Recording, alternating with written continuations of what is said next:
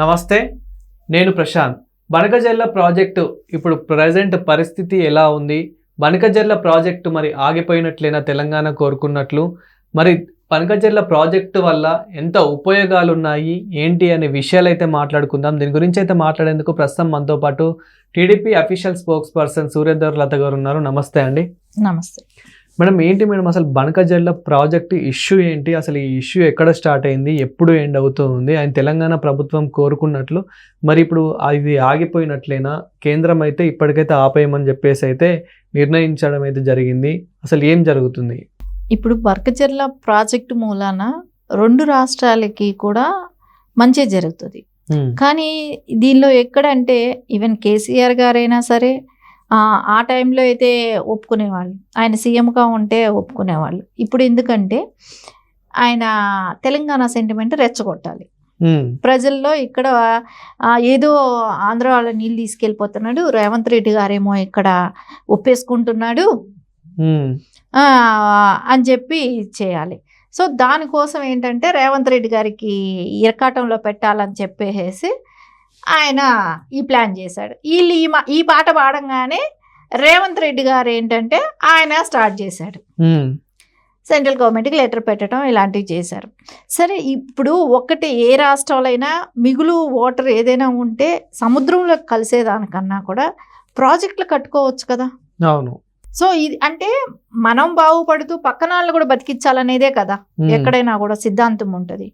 అది కాకుండా మనం వాడుకోలేము, పనికి మాలిన కాళేశ్వరం లాంటి ప్రాజెక్టులు కడతాం, లక్షల కోట్లు పోసి దానిలో నీళ్లు స్టోరేజ్ చేసుకునే పరిస్థితి కూడా ఉండదు, ఎందుకంటే ఆల్రెడీ కుంగిపోయినాయి. అంటే బీఆర్ఎస్ ప్రభుత్వం ఏమంటుంది అంటే ఇది ప్రాజెక్ట్ ఆగిపోవడానికి మేమే ఎంతో ప్రయత్నించాము, మా వల్లనే ఈ ప్రాజెక్ట్ ఆగిపోయింది, మా వల్లనే ఇప్పుడు తెలంగాణకి మంచి జరగబోతుంది అన్నట్లు ఒక రకంగా అయితే మాట్లాడడం జరుగుతుంది. సో దీని గురించి మీరేమంటారు? ఇప్పుడు వీళ్ళ దగ్గర నుంచి మంచి ఏం జరిగిందో తెలంగాణ రాష్ట్రంలో వాటర్ సోర్సెస్కి ఏం జరిగాయి? ఇప్పుడు కాళేశ్వరం కట్టాడు, లక్షల కోట్లు పోసి కట్టాడు, దానికి సంవత్సరానికి మెయింటెనెన్స్కి 25,000 కోట్లు ఖర్చు అవుతుంది. ఈ రోజున తెలంగాణ రాష్ట్ర బడ్జెట్ దానికి కేటాయించగలుగుతుందా? కేటాయించలేకపోతుంది.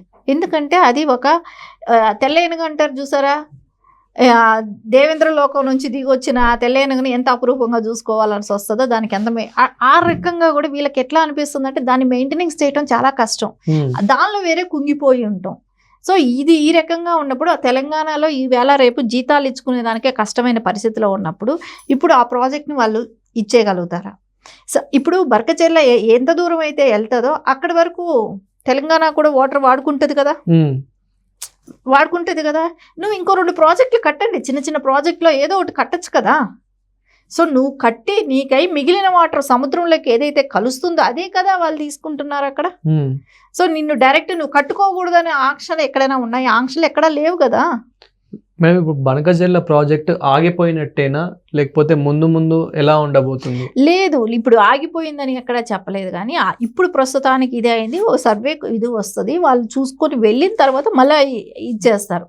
అంతేగాని ఈ రోజుకి వీళ్ళు ఏదో ఆపేసామని చెప్పుకొని సంకలు ఉద్దుకునటంలో అది ఎక్కడా కూడా కరెక్ట్ కాదు. అంటే ఇప్పుడు ఇది ఏంటంటే ఓన్లీ రెచ్చగొట్టేతనం.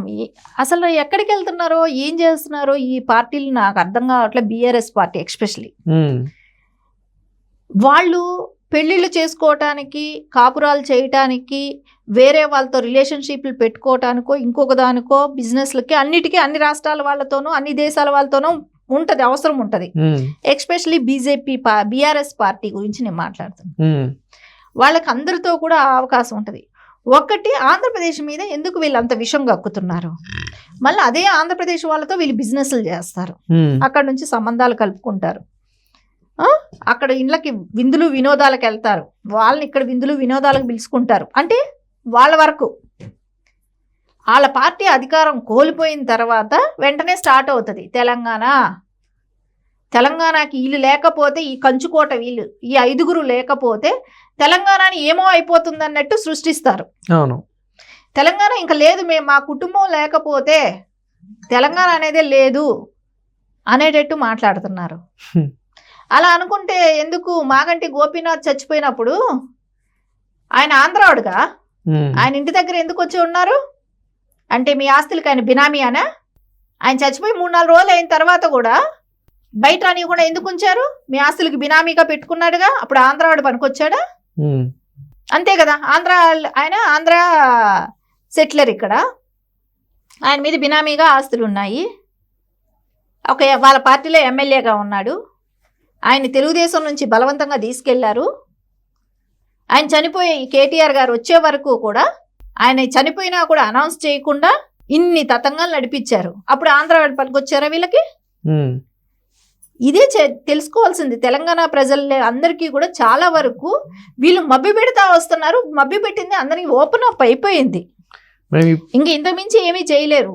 ఇప్పుడు ఆ బనకచెర్ల ప్రాజెక్ట్ ఎంతవరకు ఆగింది? ఇప్పుడు తెలంగాణ ప్రజలు ఎవరు కూడా దాని గురించి అది ఆపేస్తే మాకేదో వచ్చేస్తుంది అనేది ఎవరికి ఏమీ లేదు. ఎవరైనా కూడా ప్రజలందరూ కూడా ఏది కోరుకుంటారు? మనం బాగుండాలి, మనతో పాటు పక్కన వాళ్ళు కూడా బాగుండాలి అనుకోవాలి. అట్లా అనుకుంటే కర్ణాటక వాళ్ళు మీరు సముద్రంలోకే పోవాలి నీళ్లు, మహారాష్ట్ర వాళ్ళు కర్ణాటక వాళ్ళు అనుకున్నారు అనుకోండి, మీరు ఎక్కడ ప్రాజెక్టులు కట్టకూడదు, నేరుగా సముద్రంలోకే వెళ్ళాలి అని అన్నారు అనుకోండి, తెలంగాణ కట్టుకోగలుగుతుందా? కట్టుకోలేదు కదా. సో ఇది ప్రాసెస్, పైనుంటే కిందకి నీళ్లు పారుతాయి. సో అది కూడా తెలియదా?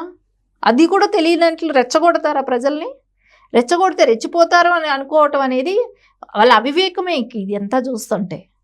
సో అవసరానికి ఆయన ఆంధ్ర వాళ్ళతో సంబంధాలు ఉంటాయి, ఆయన అధికారం కోల్పోయినాక జరిగే డ్రామాలే ఇవన్నీ. దీనిపైన రాజకీయ ప్రయత్నాలు ఏమైనా చేస్తున్నారా మేడం? అంటే ఈ ప్రాజెక్టు పైన దీని మీద ఖచ్చితంగా రాజకీయాలే జరుగుతున్నాయి. అంటే ఇక్కడ ఎవరూ కూడా ప్రజల గురించి ఆలోచించట్లేదు. అరే నీళ్ళు సముద్రంలోకి కలిసిపోతున్నాయి, కొన్ని వేల టీఎంసీ వాటరు సముద్రంలోకి కలిసిపోతుంది. అది ప్రాజెక్ట్ కట్టుకుంటే తప్పేంటి? ఇక్కడ ప్రాజెక్టులు కట్టండి, ఇక్కడ నిల్వ చేయండి. సో ఆలోచన ఎందుకు రాలేదు? మనం డెవలప్ అవ్వాలి, మనకే మిగిలిన జలాలు వాళ్ళు తీసుకెళ్లారు. సార్ నువ్వు ఇప్పుడు ఆపగలుగుతావా? ఇప్పుడు వర్షం వస్తుంది, ఆపగలుగుతారా ఎవరైనా వాటర్ని? లేదు. నీళ్ళు వెళ్తాయి కదా. అరే నీళ్లు లేని జిల్లాలు బాగుపడతాయి అని అంటే ఎందుకు ఒప్పుకోరు? మనం ఆపగలుగుతామా నీళ్ళని? ఇప్పుడు ఏం లేదు, ఒక వర్షం వస్తే ఒక ఇంటి దగ్గర పెట్టండి, ఒక నీళ్లు పైపు దగ్గర పెట్టండి, అది నిండిపోతే కిందే పోతుంది. ఆ పోయేదేవరో ఇంకొకరు పట్టుకున్నారు, ఇంకొక వేలో తీసుకెళ్తున్నారు. ఆ వేలో మీరు ఇంకో 2 ప్రాజెక్ట్ ఏదైనా వీలైతే స్టోరేజ్లకు కట్టండి. ఇంత దారుణమా? ఇది కూడా ఒక రాజకీయమా? నీళ్లు పట్టుకెళ్ళిపోతున్నారా అని అంటే రేపు కర్ణాటక వాళ్ళు అలా ఆపితే ఆ రోజున ఆల్మట్టికి అందరూ వెళ్ళి అరెస్ట్ అయ్యి అదే తెలుగుదేశం నిలబడింది, కానీ బీఆర్ఎస్ వెళ్ళి అరెస్ట్ అయ్యిందా? ఆ రోజున వెళ్ళగలిగారా? ఇంట్లో పడుకొని ఈరోజు నీతి మాటలు చెప్తారా? ఆ రోజు ఫైట్ చేసింది ఎవరు? తెలుగుదేశం పార్టీ. నారా చంద్రబాబు నాయుడు గారిని అరెస్ట్ చేశారు, ఆ కేసులకు తిరిగారు. ఆ కేసు కొట్టేయడానికి కొన్ని సంవత్సరాలు పట్టాయి. వీళ్ళక తెలంగాణ మీద ప్రేమ.